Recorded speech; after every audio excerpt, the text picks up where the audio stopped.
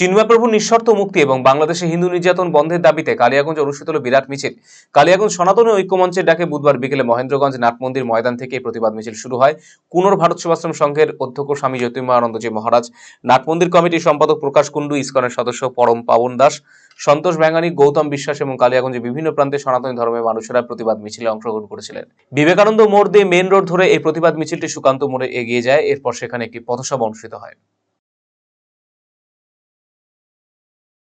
আমরা সবাই অবগত আছি যে 5ই আগস্ট বাংলাদেশে হাসিনা সরকারের পতনের সঙ্গে সঙ্গে সেখানকার বসবাসকারী যারা সনাতন হিন্দু ধর্মের মানুষ রয়েছে তাদের উপর কীরকম পাশবিক অত্যাচার হচ্ছে, তাদের ঘরবাড়ি লুট করা হচ্ছে, মন্দিরকে ভাঙা হচ্ছে, ব্যবসা স্থান জ্বালিয়ে দেওয়া হচ্ছে, মা বোনেদের সতীত্ব হরণ হচ্ছে।